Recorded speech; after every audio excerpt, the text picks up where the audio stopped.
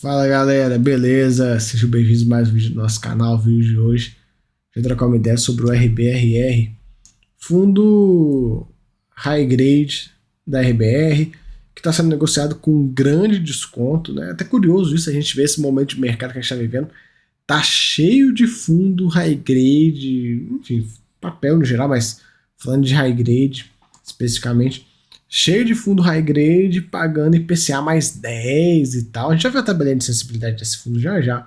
Sim, um momento bem único assim de mercado, bem interessante de ver.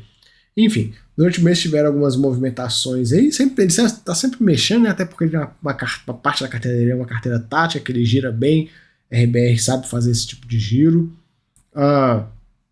Compraram 14 bilhões nesse CRI da Elbor, operação totalmente estruturada e originada e investida pela RBR, né, nos fundos dela. Já comentei para vocês em vários vídeos o porquê que isso é tão bom, né? Quando a gestora tem essa capacidade de originar operações. Isso é muito bom.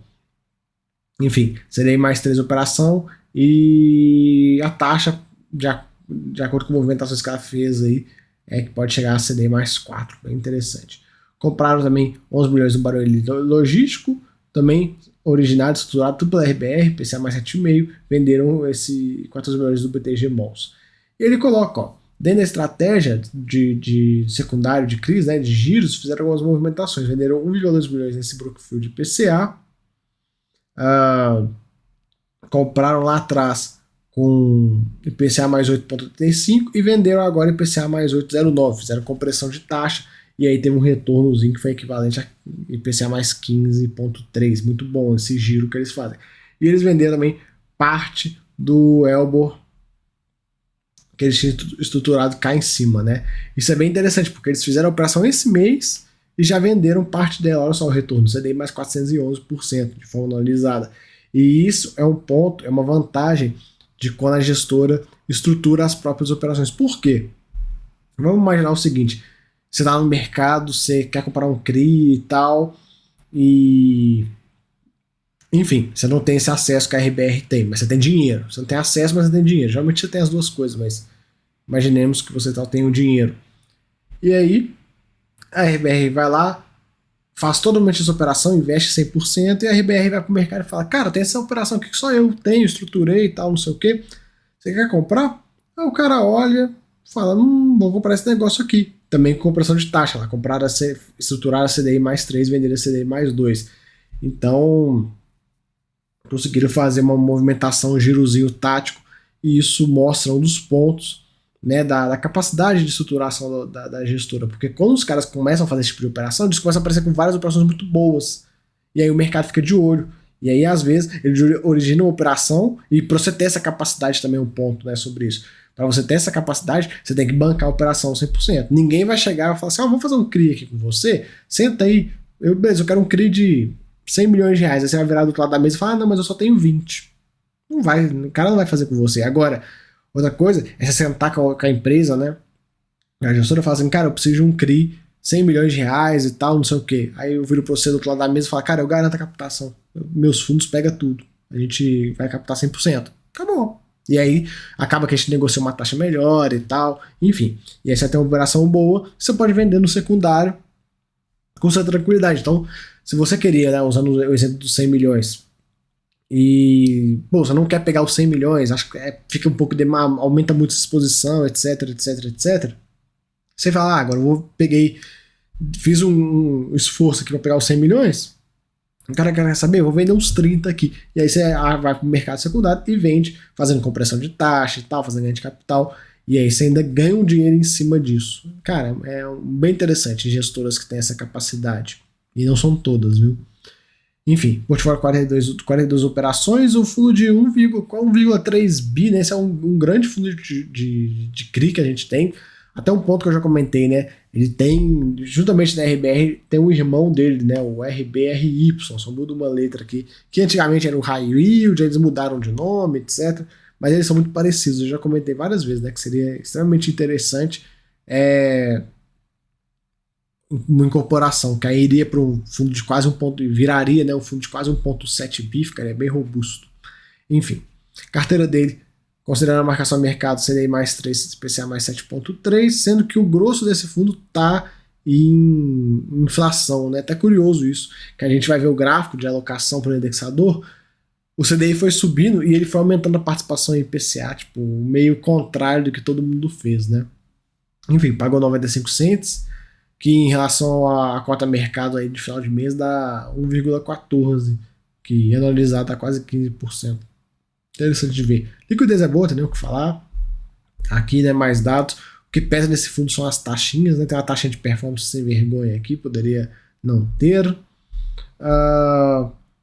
Parte macro é mais, enfim, Brasil é instabilidade criada pelo governo. Nem vou me resumir para falar só isso. 95 cents de distribuição.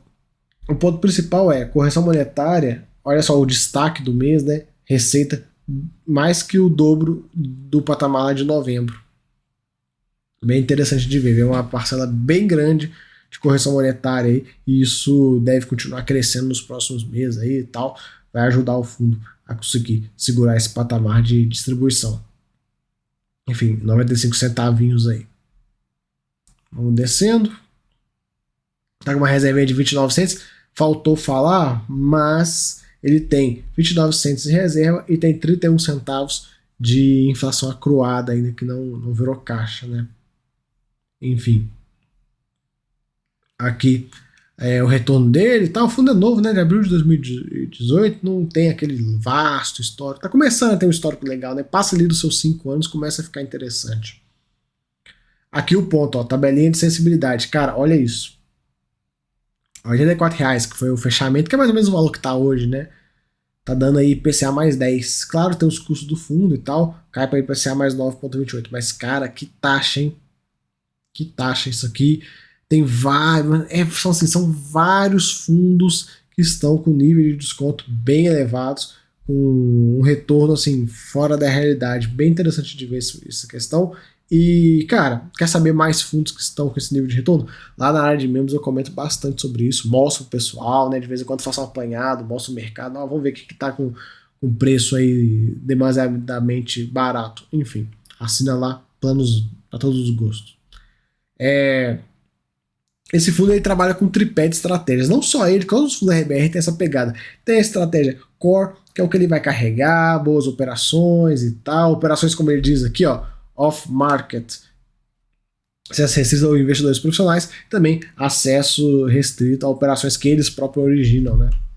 Então, são operações que só os fundos da RBR vai ter. Tático são giros que eles fazem. Então, por exemplo, o que a gente viu esse mês, ele comprou, ele estruturou a operação, originou, pegou. Alguém deve ter chegado e falar, cara, me vende aí, que eu te pago tanto. E aí ele vai e faz esse girinho e tal. Enfim, é giro tático que ele faz mesmo. Às vezes vai acontecer o seguinte, vamos imaginar que tenha um CRI sendo estruturado dentro da RBR e tal, que nem vai para esse fundo aqui. Pode ser que nem venha, nem vá para esse fundo. Porém, por ser uma oportunidade muito grande, ele fala, cara, me dá um pouquinho aqui que eu vou fazer um giro tático. É para isso. E liquidez é liquidez, né? Indexação de spread, IPCA mais 7,3, CDI mais 3, considerando essa marcação no mercado atual. A taxa de aquisição está um pouco mais baixa, a gente vai ver isso lá atrás. Mais para baixo. Aqui a indexação, olha só como é que a carteira IPCA foi crescendo. É curioso isso, movimento meio contrário, né, meio na contramão dos outros fundos da indústria. A grande maioria foi aumentando o CDI com o tempo, né? Enfim, questão da ancoragem RBR e tal, que eu já comentei. Um foco muito grande no risco corporativo, setor, laje corporativa, galpão logístico, residencial. Foco das operações é um fundo high grade, então não tem nem o que falar. E aqui a carteira dele. Cara, para um fundo de 1,3 bi, tem algumas concentrações, né? Mas de certa forma está diversificado. O restante está bem legal, várias operações pequenininhas. Taxa de aquisição, CDI mais 2,7, PCA mais 6,6. Eles têm que continuar esse trabalho de reciclagem da carteira e considerando a marcação mercado já vai para IPCA mais 7,3 e considerando esse deságio no patrimonial vai para IPCA mais 10. Então, tipo, cara, é muito bom, porque imagina, lá atrás a RBR comprou, foi comprando as operações, é uma taxa de IPCA mais 6,6. Beleza, patrimonial sofreu, a NTNB subiu muito, derrubou o patrimonial, o que levou, né, a marcação mercado para IPCA mais 7,3. Beleza.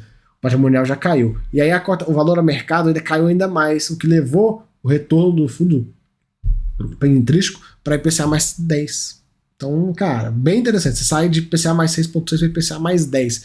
É como se você estivesse injetando um anabolizante no fundo e o risco continua o mesmo. Você não mexeu em nada no risco. O risco continua o mesmo risco do IPCA mais 6,6. Então, assim, o pulo do gato é comprar fundo de papel com esse nível de desconto aí. E tinha tempo que a gente não via esse fundo de papel com esses níveis de desconto que a gente está vendo hoje, né? É até curioso, porque o pessoal fica assim, e aí, compra papel, compra tijolo, o que compra?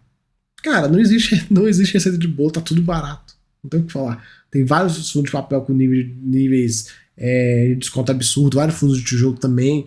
Enfim, o mercado inteiro tá bem barato. Enfim, vamos seguir. Mais comentários disso, como eu falei, fica lá na área de membros, lá a gente conversa bastante sobre esses assuntos. Carteira de fundos imobiliários que tem uma pequena carteira de fundos imobiliários aqui e tal. Vocês sabem que eu não gosto, por mim tinha que estar em CRI esse dinheiro aqui. Pelo menos são fundos de papel, né? Deixa um pouco mais tranquilo. E a questão de liquidez, etc, tem o que falar. Olha como a cota mercado dele afundou bem, né? Desde a deflação e ainda não voltou. E do jeito que tá, vai continuar aí amassada, né? O mercado tá bem esquisito também, de certa forma. Mas a gente vai acompanhando, beleza? Qualquer novidade aí sobre o RBRR eu trago para vocês. Imagino, não, já lançaram. Eles têm um relatório semestral, um relatório de risco, se não me engano já teve uns meses atrás, agora acho que só no meio do ano. Enfim, mas quando tiver de novo, eu trago para vocês. E olha só, é um fundo high grade que faz relatório de risco, né? São poucos os que fazem, beleza? Valeu, se gostou, se inscreve aí no canal, dá essa moral. Fui!